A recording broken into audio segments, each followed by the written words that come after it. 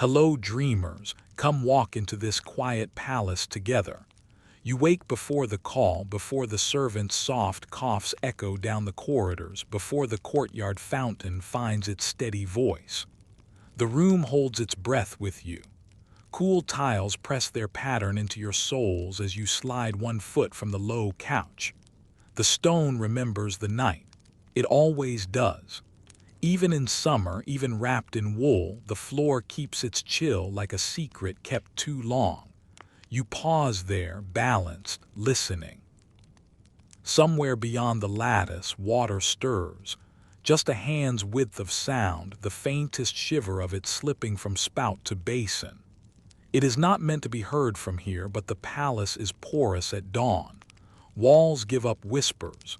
You breathe in lime dampness, the faint sweetness of last night's orange peel tucked into a bowl. The air tastes clean and unfinished. Your shawl waits on a peg, heavy with yesterday's warmth. When you lift it, the fabric sighs. It smells faintly of smoke from the lamps, of rose oil rubbed into wrists, of the long hours when bodies sat and rose and sat again. You draw it around your shoulders and feel yourself become smaller, quieter, ready to pass between rooms without leaving a mark. This chamber is not yours in the way a village house is yours. It is borrowed time made of stone. The walls hold carved verses you do not read aloud. They curve and flow like water frozen mid-song, and you know the shapes better than the words. Your fingers trace them in the dark, following familiar grooves. Each morning you touch the same line and feel steadied by its return. Each morning you wonder how many hands before yours learned it this way. You cross to the window where wood and plaster form a screen, pierced so light can enter without eyes following.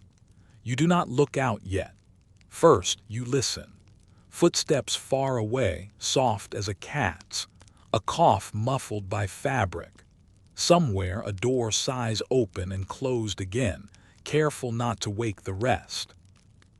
The palace wakes in pieces. It never stirs all at once. When you part the lattice just enough to let dawn seep in, the courtyard lies pale and waiting. The tiles there are still dark with night's coolness. The orange tree stands patient, leaves holding yesterday's dust.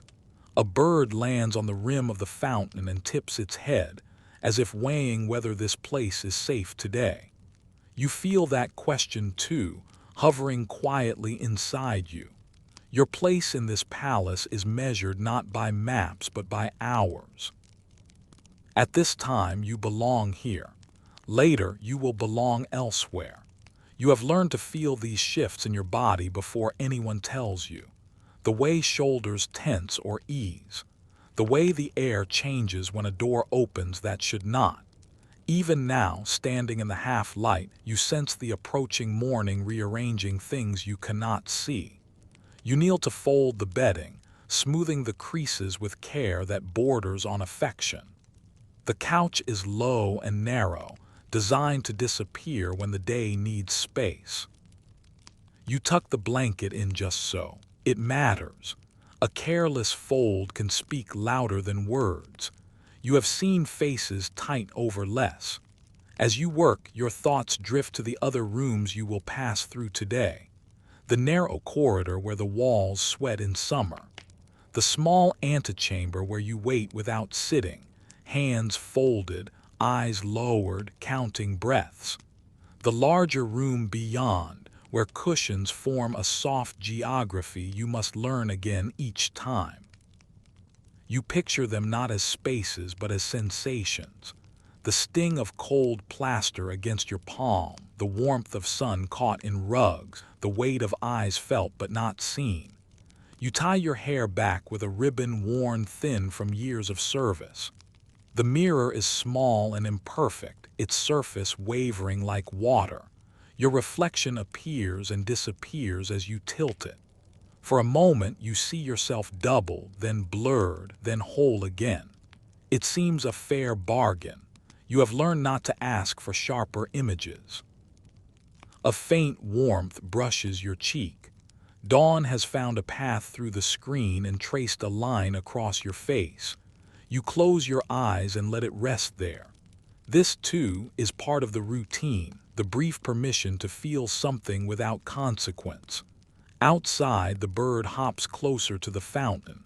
Water answers it with a quiet splash. You gather the small things you will carry, nothing precious, nothing that would be missed if set down and forgotten. A comb, a scrap of cloth scented with lavender. You hesitate, then tuck the cloth into your sleeve. Some comforts are too small to attract notice. Before leaving, you stand still in the center of the room. You do this every morning, though you could not say why. Perhaps it is to feel the room release you. Perhaps it is to leave behind whatever the night asked of you. The walls remain calm. They do not answer. They never do. When you open the door, the corridor greets you with its familiar cool breath. Light pools at one end, shadows at the other. You step into the middle ground, careful not to hurry, careful not to linger. The palace notices both. As you move away, the sound of water follows for a few steps, then fades. You carry its echo with you, a thin thread tying this moment to the next. You do not know yet where you will sit today, or how long you will wait, or which room will claim you when the sun is higher. You only know this beginning: cold stone, quiet water, the gentle practice of becoming small enough to fit where you are placed. The echo of water thins as you move, but it does not leave you. It settles somewhere behind your ribs, a reminder of how mornings begin before they decide what they will become. The corridor narrows, then widens as if breathing. You adjust your pace to it. Too fast would sound careless. Too slow would invite attention. You find the middle without thinking, the way you always do. This passage belongs to no one for long. At dawn, it is yours. Later, it will be someone else's, and then another's still. You can feel ownership here the way you feel humidity, by the way your skin reacts. A cushion moved an inch closer to the wall. A brazier carried off before its embers cool. Small signs that say, not in words but in arrangements, make room. You stop at the threshold of a smaller room where the floor lifts slightly under a worn rug. Yesterday, this space held laughter, soft and sudden, like a spill quickly wiped away. Today it waits in a different posture. The cushions have been turned. The low table cleared. A silver bowl sits where it did not before, its surface dull with fingerprints not yours. You note these things without judgment. Judgment has no use here. Noticing does. You sit where sitting is allowed, which today is close to the wall, knees tucked, back straight enough to show respect, but not so straight it seems defiant. The wall is cool through your shawl. It steadies you. You rest your hands in your lap and feel the faint outline of the lavender cloth hidden in your sleeve. You do not touch it yet. There will be time for that later, perhaps. Voices drift from beyond the screen, low, measured, careful not to carry. You recognize none of them fully, only fragments. A cadence you have heard before, a laugh pressed flat. Names pass that you are not meant to hold. You let them slide by like beads on a string you do not own. The room absorbs the sound, softens it, makes it safe. A servant passes through, eyes lowered, steps sure. She does not look at you, but you exchange a glance in the space between looking and not looking. It is enough. She adjusts a cushion near your knee just slightly, as if by accident. The message is small and clear: stay, for now. Time here stretches and folds. The light shifts across the plaster, catching on the carved edges of the arch. You follow it without moving your head, measuring how far it travels before it breaks. When it reaches a certain mark, you know the morning has advanced. When it retreats, you know someone important has entered another room and drawn the attention inward. You think of the chamber you left, the way it held you without claiming you. This room is different. It is meant to be seen but not by you.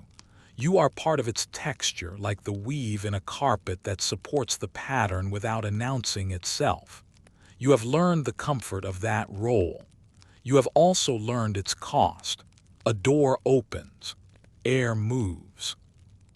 Perfume arrives before the person who carries it, warm and heavy, layered with something sharp beneath. You lower your gaze further. The floor tiles here are pale, their lines worn smooth by generations of careful steps. You trace them in your mind, counting the cracks you know by heart. Counting gives you something to hold while the room rearranges itself around a new presence. Cushions shift again. A murmur of greeting.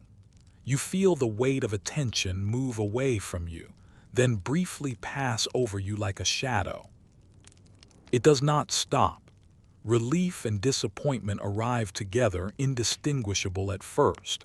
You let them settle where they may. Someone laughs softly. Someone else answers with silence that feels intentional. You know that silence. You have practiced it. It is the silence that says more by saying nothing at all. You tuck your chin slightly, aligning yourself with it. After a while, how long you cannot say, a gesture is made that changes everything without sound. A hand lifts. A finger bends. You feel it before you see it. The servant returns, this time meeting your eyes just long enough to confirm what you already know. It is time to move. You rise smoothly, careful not to draw the gaze that has no patience for awkwardness. As you step back into the corridor, the room behind you seals itself, not with a door but with a shift in purpose. It no longer needs you. That knowledge stings less than it once did. You have learned how to leave parts of yourself behind, folded neatly like bedding at dawn. The next room waits farther along, its doorway framed by tiles that catch the light differently. As you walk, you feel the subtle change in temperature, the way air thickens where fewer windows open. This room, you know, will belong to someone else for most of the day. You will borrow a corner of it, nothing more. You pause at the threshold, not yet crossing. This pause is important. It gives the room time to see you, to decide where you will fit. You smooth your shawl, adjust the ribbon at your hair. Small acts of order in a place defined by shifting boundaries. Inside, the cushions are arranged closer together, forming a shallow crescent. You take the place at its edge, half in, half out. From here, you can hear everything and be heard by no one. The wall behind you is warm now, holding the sun it gathered earlier. You lean into it slightly and feel the comfort of borrowed heat. The day has begun in earnest. Rooms claim and release you in turn, and you learn their moods as you go. Each space leaves a trace, coolness, warmth, the echo of a voice, layering itself onto you. By midday, you will carry the palace inside you, a map made not of lines but of sensations. For now, you sit and wait, attuned to the quiet signals that tell you when to stay and when to go. Doors, cushions, glances. This is how ownership moves here, not in declarations, but in adjustments so small they can be missed by anyone not living between rooms. The warmth at your back lingers as the room settles into its late morning rhythm. You carry the memory of that heat with you even when you shift forward, even when you straighten your spine to match the posture the space now expects. It is a small thing to remember, but small things accumulate. They always do. Light enters this room indirectly, filtered through arches and courtyards that soften it before it arrives. By the time it reaches you, it has learned patience. It falls across the floor in long, slanted shapes that move almost too slowly to notice. You learn to read these shapes the way others read clocks. When the light touches the edge of the rug, it is time to rise. When it slips away from the wall, it is time to wait again. The courtyard beyond breathes steadily. You cannot see it from where you sit, but you feel its presence in the air that circulates, cool and faintly damp. Water marks time there, not loudly, not insistently, but faithfully. A drip becomes a rhythm. A rhythm becomes an expectation. You find yourself counting without meaning to, letting the repetition calm the places in you that would otherwise strain. A tray passes through the room, carried low, balanced with care. The cups are small, their rims thin enough to catch the light. You are not meant to drink yet. Still, the scent of warm milk and crushed herbs reaches you, and your mouth responds before your thoughts do. Hunger here is quiet. It announces itself as awareness rather than demand. Someone crosses the courtyard outside, their shadow briefly interrupting the light's slow progress. The interruption feels intimate, as if a thought has been spoken aloud. You wonder who it is, then let the wondering go. Questions without answers are heavier than silence. You adjust your position, careful to do it when the room's attention is elsewhere. Your knees have begun to ache against the floor. You ease the pressure just enough to make it bearable. Comfort here is negotiated, not assumed. You have learned which movements read as need and which pass as natural shifts. The difference is subtle. The consequences are not. As the light moves, so do you, inch by inch, aligning yourself with shade when it becomes permissible, with brightness when it is expected. No one tells you when to do this. No one needs to. The women around you, some nearer, some separated by walls, share this knowledge without speaking. It travels through the palace like a current, felt more than seen. A faint breeze arrives, carrying with it the smell of crushed mint and sun-warmed stone. It lifts the edge of your shawl and then retreats. You resist the urge to pull the fabric closer, letting it fall as it will feel safer, less like a claim. You remember the cool tiles of dawn and how deliberate that first step felt. The day has carried you far from that moment, yet it remains the measure by which you understand everything that follows. In the courtyard, shade pools beneath the orange tree. You imagine sitting there, the dappled light shifting across your hands as you work thread through fabric. The thought is brief and carefully contained. Longing, you have learned, must be kept light enough to release quickly. You breathe it out and return your attention to the room. A voice rises, then softens. You recognize the cadence of a story being told, not for instruction, but for passing the time. Laughter follows, muted, then checked. You smile without showing it, the expression existing only in the slight ease of your jaw. Stories move differently here. They travel sideways, altered by the spaces they pass through. You notice the way sound behaves, how it gathers near the ceiling, how it thins near the floor. You have learned to position yourself where words become harmless murmurs. From here, you can listen without being pulled into response. Listening is safer. Listening allows you to remain. The light reaches the center of the room now, bright enough to warm the backs of your hands. You turn your palms upward for a moment, letting the heat sink in. This is not indulgence, you tell yourself. It is preparation. The afternoon will demand more stillness, more patience. You store the warmth where you can find it later. A servant kneels nearby to adjust the tray, her movements efficient, practiced. As she rises, she meets your gaze briefly and lifts her eyes toward the archway. The message is clear. Soon. You nod, the smallest motion possible. Anticipation settles in you, not sharp but steady. When the signal finally comes, it is not spoken. A shift in posture, a hand resting where it did not before. You stand with the others, the group moving as one body without touching. Together, you drift toward the edge of the room, then into the passage that leads back toward the courtyard. Here, the light is stronger. It reflects off white plaster and glazed tile, bright enough to make you blink. You lower your gaze and walk by memory, trusting your feet to know the path. The sound of water grows clearer, marking your progress. Shade waits ahead, generous and cool. As you reach the courtyard threshold, you feel the day turn. Morning's careful arrangements give way to afternoon's slower pace. You pause just long enough to feel the difference. The palace exhales and you with it. The routines continue, guided by light and shadow, by water and waiting.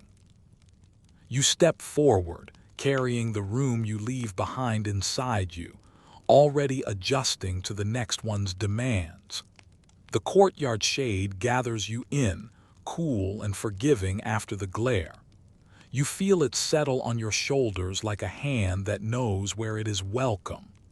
The sound of water is fuller here, no longer an echo but a presence, measured, patient, endlessly repeating itself without asking anything in return. You let your breath fall into its rhythm as you move along the edge, careful to keep to the paths that do not interrupt. A low table has been set beneath the arc of an archway. No announcement marks its readiness. You know by the way others slow as they pass, by the way a servant's sleeve brushes the air twice instead of once. You take your place at the edge again. It is familiar now, this half-belonging. You sit and wait for the moment to reveal itself. The bowl arrives before the scent does. White ceramic, cool to the touch, its rim catching the light. Inside, water holds petals you recognize by feel more than name. You dip your fingers and feel the slight resistance, the softness brushing your skin. The fragrance rises as warmth meets cool, a gentle bloom. You do not hurry. Hurrying would undo the careful quiet of this hour. Someone murmurs a phrase you have heard since girlhood. You do not answer it aloud. You never do. The phrase is not a question. It is a marker, a door left ajar. You step through it by lowering your eyes and washing your hands slowly, letting the water trace familiar paths over your knuckles and wrists. The petals cling, then release. They always do. A cloth is offered, linen worn thin by years of faithful service. You press it to your hands and feel the weave against your skin. It absorbs without complaint. You fold it once, then again, returning it as you received it. Folding is its own language. Yours says thank you without speaking. The air carries perfume now, but not from a single source. It layers itself. Something green and sharp, something warm and resinous, something sweet that lingers at the edge of memory. A small vial passes, its stopper loosened. When it reaches you, you tilt it just enough to let a drop find your pulse. Too much would speak of need. One drop speaks of awareness. Fabric rustles around you as shawls are adjusted, sleeves smoothed. The sound is like distant rain. You add your own small movement to it, aligning with the rhythm rather than breaking it. Your ribbon has loosened. You retie it with practiced fingers, neither tight nor careless.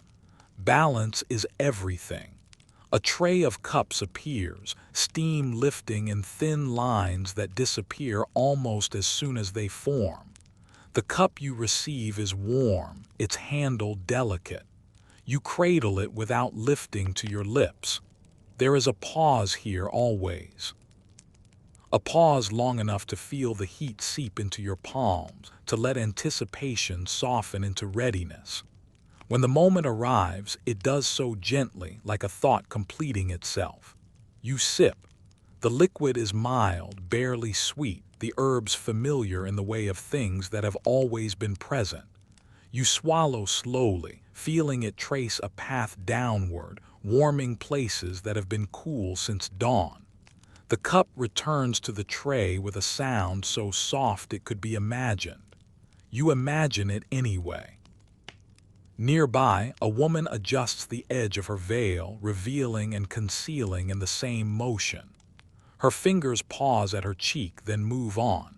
You notice the detail without fixing it in memory. Attention here must remain light, skimming the surface. Depth belongs elsewhere. A quiet sequence unfolds: stand, turn, sit, no one leading, no one following. You move when the space opens, stop when it closes. It feels less like obedience than like listening.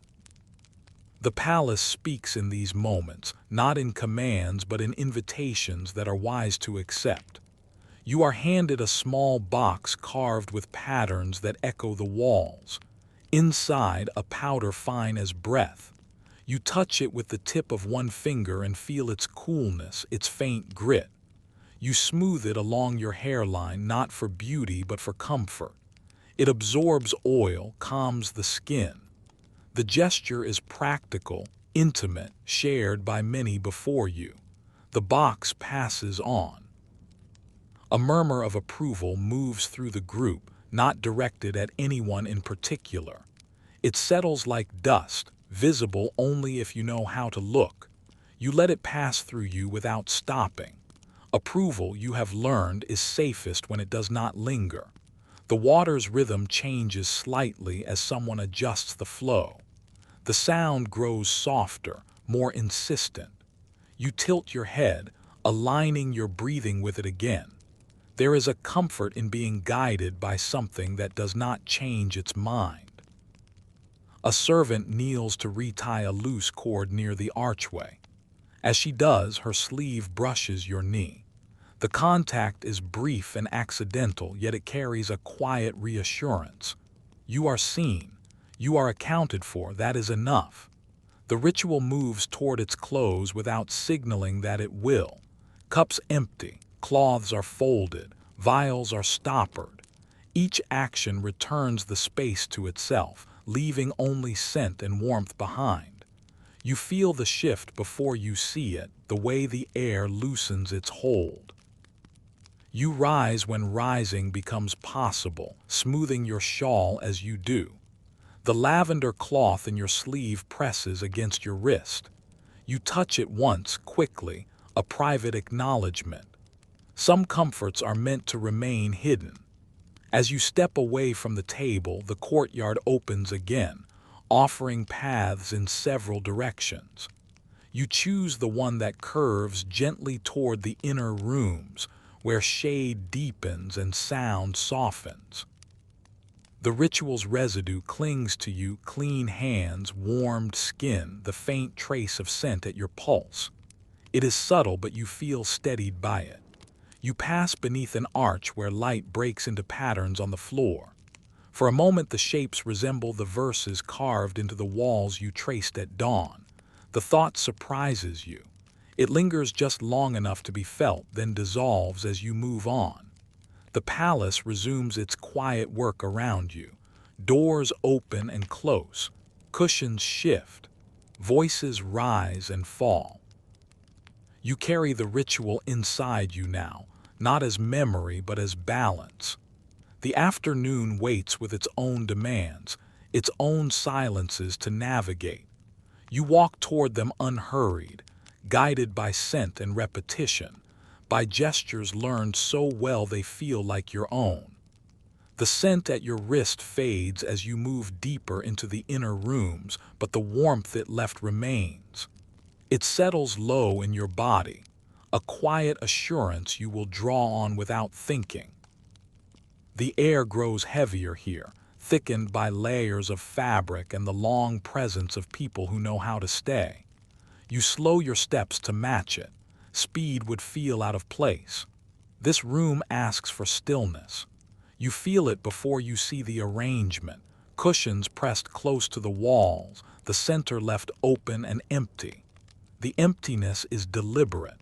It holds more weight than the furnishings ever could. You take your place along the edge, where the plaster is smooth from years of leaning backs and resting shoulders. The surface is warm now, holding the afternoon. You settle, careful to align your spine with the wall, your hands with your knees. There is a particular comfort in doing this correctly. It allows you to disappear without effort. Around you, others do the same, bodies forming a quiet perimeter. Together, you make a shape that contains without touching. Time thickens. The hours here do not pass so much as they accumulate. Each breath adds to the weight of the moment. You let your breathing become shallow, economical. Even this feels like a skill learned slowly, one correction at a time. You remember when stillness felt like absence. Now it feels like survival. A fly traces a lazy path through the air, its buzz briefly loud in the hush. You resist the urge to shoo it away. Movement draws eyes. You watch it land on the rim of a cup left behind, then lift again. The sound fades. You exhale, only then realizing you had paused your breath. Your knees ache, a dull insistence that grows sharper when ignored. You shift your weight almost imperceptibly, redistributing pressure the way you have learned. It does not eliminate the ache, only spreads it thin enough to endure. Endurance, you have found, is rarely about removing discomfort. It is about making space for it. You think of the courtyard shade, of how freely you leaned into the cool. The memory arrives unbidden and leaves just as quickly. Nostalgia here can be dangerous. It invites comparison, and comparison leads to restlessness. You keep your thoughts close to the present, to the feel of fabric against skin, to the sound of breathing not your own. A woman across from you lowers her gaze further, signaling a change you cannot yet see. You follow suit without question. The room's energy shifts, subtle but unmistakable. Someone important has entered or is about to. The air tightens as if drawn inward. Footsteps approach, measured and confident. You do not look up. The floor tiles in front of you hold your attention. Their fine cracks, the way one edge lifts slightly from the rest. You have memorized this small landscape. It anchors you when the room demands more than it gives. A voice speaks, low and even. It addresses no one in particular and everyone at once. You listen without forming responses. Responses are not required. Your role is to receive, to absorb without reaction. The words pass through you, leaving behind a faint residue of meaning you will unpack later, if at all. When the voice falls silent, the room remains still. Silence stretches, then settles. You feel your muscles tremble with the effort of holding position. You breathe through it, steady and quiet. This is the cost you know well, the body paying so the rest of you can remain composed. At last, a signal comes, a shift in posture, a soft clearing of a throat. The tension loosens. You allow yourself a fraction of movement, enough to ease your joints. Relief arrives without celebration. Here, relief is private. A servant enters with a tray of small breads, their crusts pale, their centers soft. They are offered in silence. You take one, feeling its warmth through the thin cloth that wraps it. The warmth surprises you. It travels quickly, grounding you in a way nothing else has all afternoon. You break the bread carefully, keeping crumbs contained, and eat slowly. Each bite is a negotiation between hunger and decorum. The simple act of eating steadies you. It reminds you that you have a body with needs that persist despite the palace's demands. You chew, swallow, and feel strength return in small increments. You do not rush. There is time now. When the tray is gone, you wipe your fingers discreetly against your shawl and return your hands to your lap. The ache in your knees has softened to a manageable hum. The room resumes its quiet watchfulness. Outside, you hear the faint splash of water again, a reminder of the courtyard beyond these walls. You think of the spaces you move through each day, of how they shape you in return. The palace has taught you when to speak by teaching you when not to. It has taught you how to bend without breaking, how to endure without hardening. These lessons are not spoken. They are lived, felt in joints and breath and the careful management of longing. As the afternoon deepens, shadows lengthen along the wall behind you. You lean into them slightly, grateful for their cover. The light fades, and with it, some of the room's demands.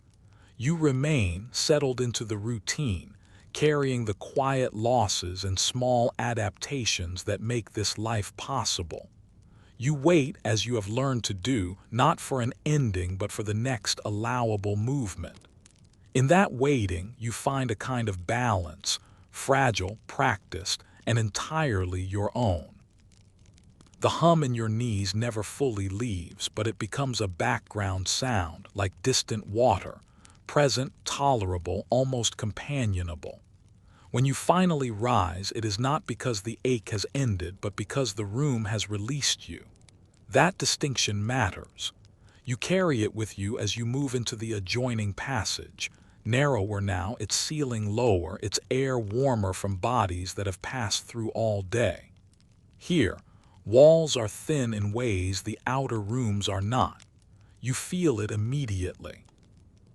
Sound does not travel far, but it travels clearly. A cough in one chamber lands softly in another. Footsteps speak of their owner without meaning to. You walk carefully, letting your pace blend with the rhythm already established, neither early nor late.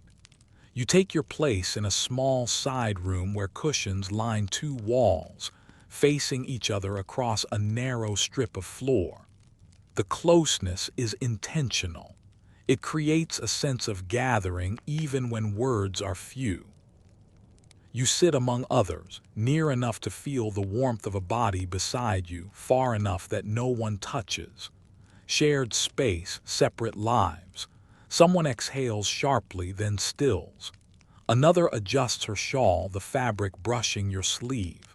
The contact is light but unmistakable. It carries information, reassurance, fatigue, the simple acknowledgement of another presence enduring the same quiet strain. You do not look at her. Looking would demand more than either of you wishes to give. From behind the wall, voices drift in fragments. A low murmur, a brief laugh cut short. You cannot make out the words, only the shape of conversation. It feels intimate, though it is not meant for you. You listen anyway because listening is unavoidable here. The walls invite it. You learn to separate what you hear from what belongs to you. This skill does not come naturally. It is practiced, refined over years of shared corridors and borrowed rooms. You let the sounds pass over you without anchoring them in thought. Some days you succeed. Some days you do not. Today you do well enough. A woman across from you rubs her wrist slowly, absent-mindedly. You notice the faint mark there where a bracelet once rested too tightly. The sight stirs a memory of your own wrist earlier, scented and warm from ritual. You resist the urge to mirror her gesture. Mirroring creates bonds, and bonds complicate things. The air here smells different, less of water and stone, more of fabric and skin, and the faint residue of perfume clinging long after its wearer has gone. It is the smell of proximity. You breathe shallowly, not out of discomfort but habit. Deep breaths feel too expansive for this space. Time moves strangely in shared rooms. Minutes stretch, then compress. You sense afternoon slipping toward evening by the way shadows deepen along the floor between you and the opposite wall. The strip of light narrows, drawing you closer together without moving anyone at all. Someone shifts and the cushions respond with a soft sigh. You adjust in answer, the movement almost involuntary. The room encourages this quiet synchronization. It makes individuals easier to manage when they move as a group. A servant enters with a small lamp, its flame steady and contained. She sets it down and leaves without a word. The light pools gently, warming faces just enough to soften them. In this glow, you see details you usually avoid. The tired curve of a mouth, the faint shadow beneath an eye. You lower your gaze again. Some truths are better felt than seen. Behind the wall, a door closes. The sound is final, decisive. The voices cease. You feel the tension ease slightly, like a held breath released. Whatever was being discussed there is finished, at least for now. The consequences will arrive later, filtered through changes in routine rather than explanations. You lean back, letting the wall take some of your weight. It feels solid, dependable. You have leaned against many walls like this, felt many lives pressing on the other side. The thought makes you feel both connected and profoundly alone. As the lamp burns lower, the room settles into a deeper quiet. The shared warmth remains, the shared silence thick but not oppressive. You exist among others without merging, held together by walls thin enough to remind you that no life here is entirely private. You stay, breathing in time with the space, waiting for the next signal, spoken or not, that will send you moving again. For now, this is enough. The nearness, the distance, the careful balance between them that you have learned to live inside. The quiet of the shared room follows you even as you leave it. It clings like warmth to fabric, lingering when the source is gone. As you step into the corridor, you carry that closeness inside you, the way bodies can be near without touching, the way lives can overlap without ever fully meeting. The palace seems to recognize this weight and responds by widening the space around you, offering a longer passage, higher ceilings, air that moves more freely. Your steps slow, not from instruction but from inclination. There is less urgency now. Afternoon has eased into that part of itself where demands soften, where ambition loosens its grip and routine takes over. You feel the shift in your chest, the quiet relief of it. Wanting less has become a skill you practice daily. This room is familiar in a different way. You have been here many times at many ages of yourself. The cushions are arranged generously, allowing space between bodies. The light enters low and gold, slanting across the floor in wide bands that feel almost forgiving. You choose a place where one of these bands ends, half in warmth, half in shade. It feels honest. You sit, letting your back curve this time. Perfect posture is no longer required. The room allows softness. You accept the invitation gratefully, feeling the subtle release in your shoulders. The ache in your knees responds by quieting, not disappearing but easing into something manageable. As you settle, you notice the objects around you. A spindle resting near the wall, thread wound neatly, waiting hands that may or may not come. A basket with fabric folded so many times it remembers its shape. These things have learned patience. You have learned from them. You take the spindle, more from habit than need. The motion of spinning calms you, gives your hands something to do while your thoughts drift safely. The thread slips between your fingers, soft and steady. You do not hurry it. There is no advantage in speed here. The palace will take what it takes. With each turn, you think of what you once imagined life would be. Not sharply, not with regret. The thoughts arrive softened, rounded at the edges by time.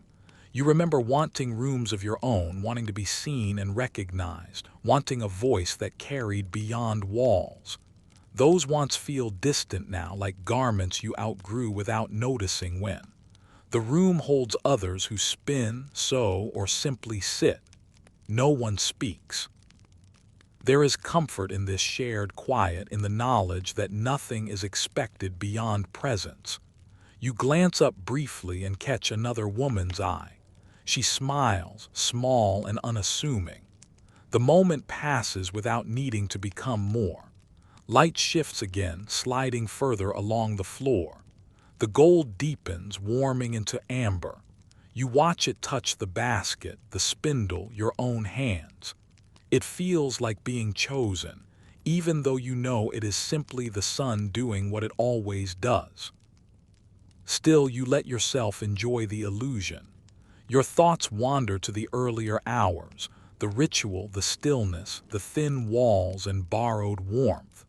You realize how far you have traveled without leaving the palace. Each room has asked something different of you, and you have learned to answer without complaint. Adaptation has become second nature. You wonder briefly what parts of you were shaped by choice and what by necessity. The question floats, unanswered, then settles somewhere quiet. A servant passes through, gathering finished threads, nodding in thanks. She does not take yours. You have not spun enough yet. The realization does not trouble you. There is time. There is always time for things that do not demand completion. As the light fades, lamps are lit one by one. Their glow is softer than the sun's, less honest perhaps, but kinder. It smooths faces, blurs sharp edges. In this light, you feel yourself recede gently, becoming less defined, more at ease. Ambition requires clarity. This hour offers the opposite. You set the spindle aside and rest your hands in your lap. The thread waits patient. You think of how your days have narrowed into patterns, rooms, gestures, silences repeated until they feel inevitable. There was a time when that narrowing frightened you. Now it feels like safety, like a path worn smooth enough to walk without looking down. Someone nearby hums, barely audible. The sound weaves itself into the room, neither beginning nor ending anywhere specific. You close your eyes for a moment and let it carry you. Music here is never announced. It arrives when it is needed and leaves when it has done its work. You open your eyes again and see that the light has dimmed further. Evening is approaching, bringing with it the promise of rest and the certainty of repetition tomorrow. You feel no resistance to this. The sharp edges of desire have softened over years of accommodation. What remains is quieter, more durable.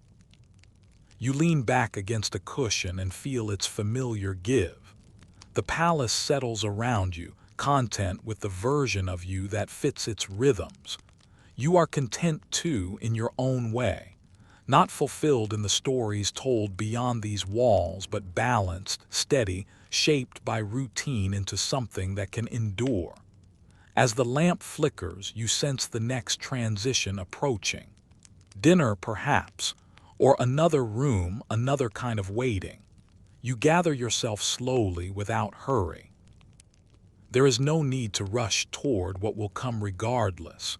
For now, you sit in the softened light, ambition folded away like unused fabric, content to let the hours carry you forward.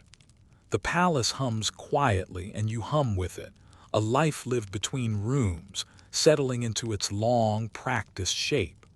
The hum you carried from the lamplit room thins as you move on, but it does not vanish. It stretches behind you like a thread, faint yet unbroken. Evening has begun its quiet work. The palace responds by deepening its shadows, lengthening them so they touch places light never reaches at midday. You feel the change along your forearms first, a cooling that asks nothing but attention.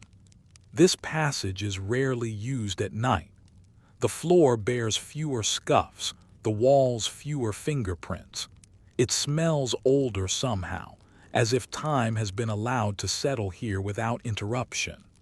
You walk more softly, not because you must, but because the space seems to prefer it.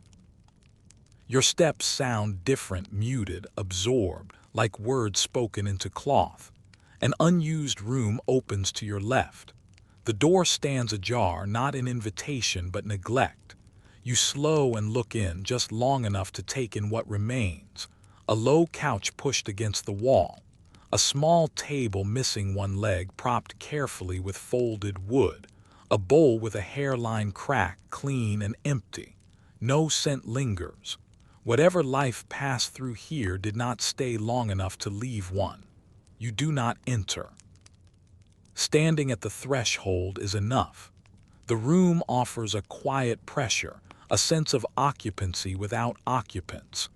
You imagine the last woman who slept there, the way she learned the creak of the floorboard, the reach of the wall in the dark. You imagine how she left, quickly perhaps, or with careful folds and apologies whispered to no one.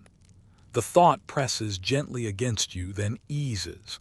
Not every ending needs a story. You move on, carrying the impression with you. These are the shadows you live with, not dramatic, not loud, but persistent. They gather in corners and wait, asking to be noticed only briefly, if at all. You have learned to acknowledge them without letting them claim you. The corridor bends toward a smaller courtyard where no fountain sounds. The air is still here, held. A fig tree leans over the wall, its leaves broad and dark. In the low light, they resemble hands paused mid-gesture. You sit on the stone bench beneath it, feeling the day finally loosen its grip on your body. The stone is cool but not cold. It has stored the sun just long enough to offer comfort. You rest your palms against it and feel the balance, warmth and coolness meeting without conflict. This is what evening does best. It reconciles. From somewhere beyond the walls, a distant sound reaches you. A cart rolling, a voice calling out, life continuing in a way that does not require your presence. You listen without leaning toward it. There was a time when such sounds stirred longing, sharp and immediate. Now they arrive softened, filtered through layers of stone and acceptance. You think of the rooms you have known that no longer exist as they once did. A chamber repurposed, a passage closed, a courtyard altered by a new planting. Change here is subtle but relentless. It leaves marks you learn to read.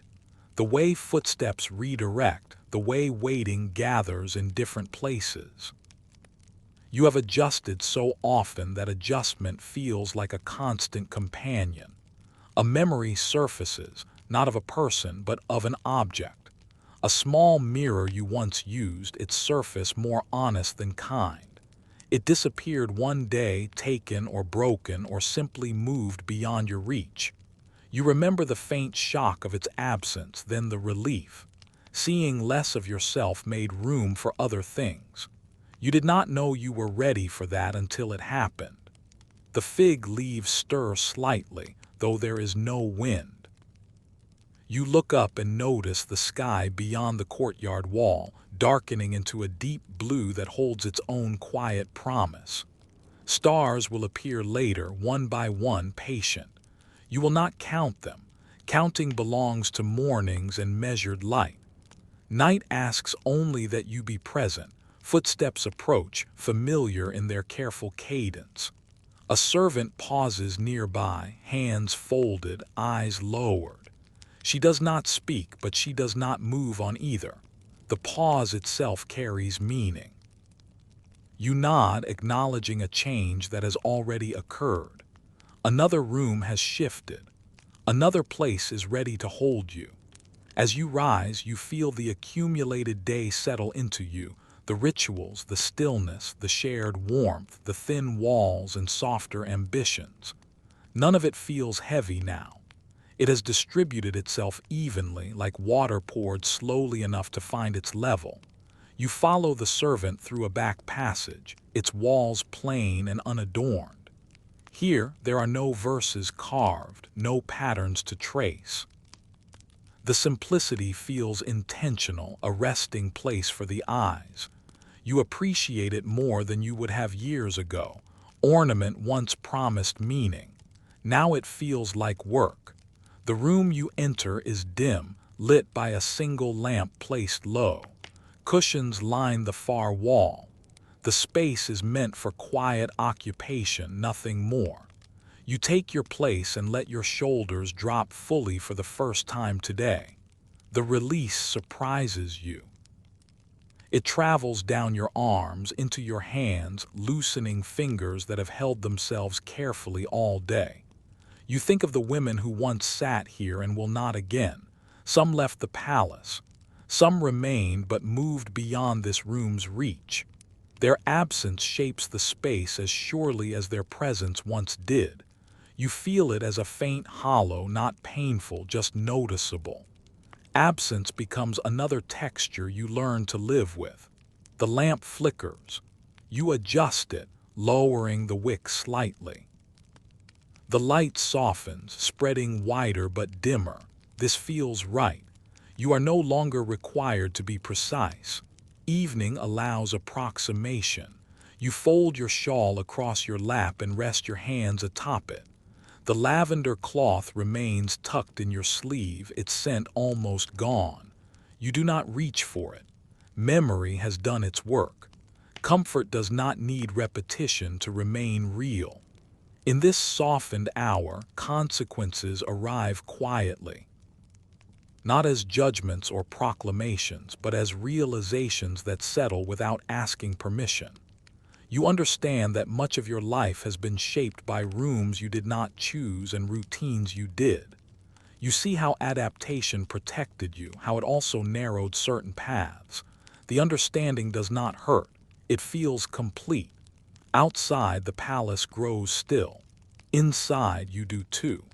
The long shadows have found their places, stretching and resting without drama. You let them be. Tomorrow they will move again, as shadows do. Tonight they keep you company. You close your eyes briefly and feel the day end where it must, not with resolution, but with quiet continuity. You open them again when the room seems to ask it, ready to remain, ready to wait, carrying the long consequences lightly, like a shawl worn thin but trusted. The quiet you settle into does not deepen so much as spread. It reaches into the corners of the room, into the pauses between breaths, into the small spaces where thoughts usually gather and jostle. Tonight they lie down instead. The lamp's softened glow steadies and you feel the palace accept this version of you, the one that no longer resists evening. A door opens somewhere distant, then closes. The sound travels, arrives, and fades without stirring anything urgent. You notice how easily you let it go. There was a time when each noise carried weight, hinted at change, demanded readiness. Now most sounds are simply sounds. The knowledge surprises you with its gentleness. You adjust the shawl across your lap and feel the weave against your palms. The fabric has thinned where it has been folded and unfolded too many times. It knows your hands. You smooth it anyway, an old habit that remains even when it is no longer required. Care, you have learned, outlasts necessity. Across the room, another woman shifts in her sleep or near sleep. Her breath catches, then finds its way again. You do not look at her face, but you know its outline from memory, the slope of cheek, the crease at the mouth that deepened over years of careful listening. You have shared rooms like this with many women, learned their shapes by presence rather than sight. Their lives brush yours without ever fully crossing. The air cools further. You feel it along your ankles, then your wrists. Stone releases its stored warmth reluctantly, grain by grain. You tuck your feet beneath you and lean back into the cushion. The ache from earlier returns briefly, then settles, as if reminded that it too has learned the rhythms here. You think of seasons passing through these rooms, not as dates but as changes in fabric weight, in the smell of water, in the angle of light at certain hours. You remember summers when the courtyard felt like a held breath, winters when every step on tile sharpened awareness. The palace keeps time this way, and so do you. A small realization arrives, not sharp, not demanding. You understand that much of what will remain of you here is not your voice or your name, but the spaces you have worn smooth, the place your back leaned against, the cushion you always chose, the pause you took before crossing a threshold. These are quiet inscriptions, readable only to those who come after and know how to look. You recall the unused room you passed earlier, the way it held absence without complaint. You imagine this room one day doing the same, holding the echo of your evenings long after you have moved on, wherever moving on leads. The thought does not trouble you. It feels orderly, almost kind. Outside, the fig leaves brush each other softly. The sound is irregular, uncounted. Night has gathered fully now, and with it, the sense that nothing more will be asked of you today. You let your shoulders drop another fraction. There is relief in being done without fanfare. A servant passes by the doorway, lamp in hand, checking, counting, ensuring. She glances in and nods almost imperceptibly. The nod carries reassurance, not authority. It says, all is as it should be. You receive it without lifting your head. Your thoughts drift to mornings again, the cold tile, the water's first sound, the careful beginning. You realize how far that moment feels from now and how closely it remains tied to this one. The day curves back on itself, a circle rather than a line.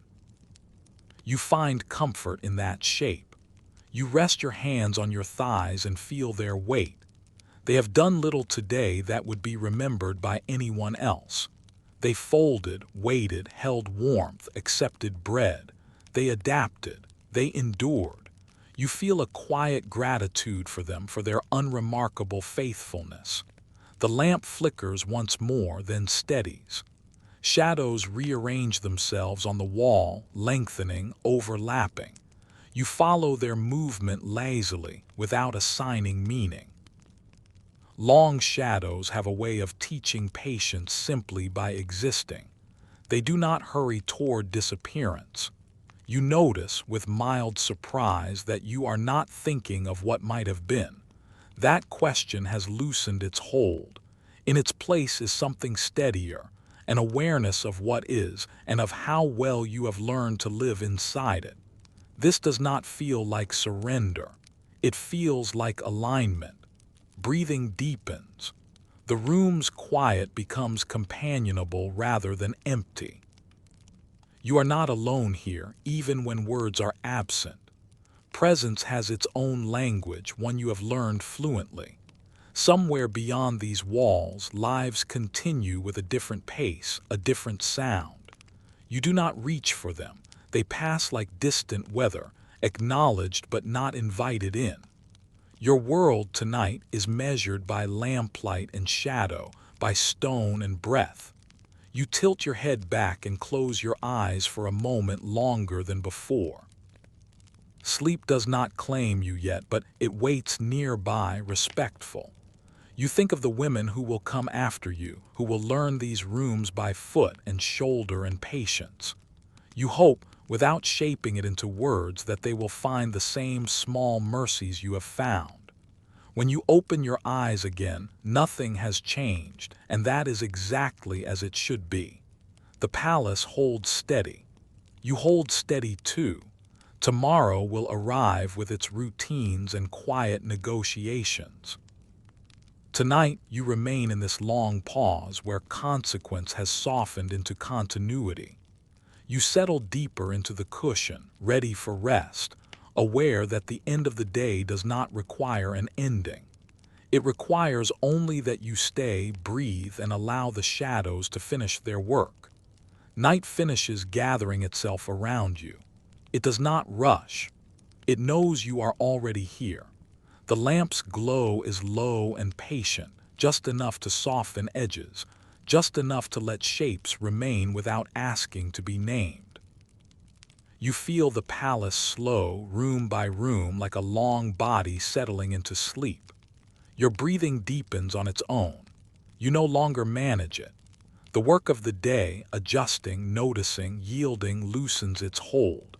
What remains is simple: weight against cushion, fabric against skin, the steady reassurance of stone that has held countless evenings like this one. You think briefly of the rooms you passed today, but they arrive without detail now. No cold tiles, no measured light, no careful signals. Only a sense of movement completed, of having been carried gently from one quiet to another. The palace has done its work, so have you. A shadow shifts along the wall as the lamp settles. You watch it without following. It is enough to know it is there. The same is true of tomorrow. It waits somewhere beyond this moment, already forming its routines, already prepared to ask small things of you. Tonight it makes no demands. Your hands rest easily, fingers uncurled. They no longer anticipate the next gesture. Your shoulders sink, finding a position that needs no correction. Even the familiar ache has softened into background, a reminder of having lived the day fully in the only way required. Outside, the night holds steady. Inside, the palace breathes. You feel yourself become part of that rhythm, neither separate nor absorbed, simply aligned. This is where you belong now, not in any single room, but in the gentle pause between them. Sleep approaches without ceremony. It does not need to be invited. It recognizes the signs. The quiet mind, the body no longer negotiating its place, the acceptance that nothing more must be done. You let your eyes close when they are ready, not before.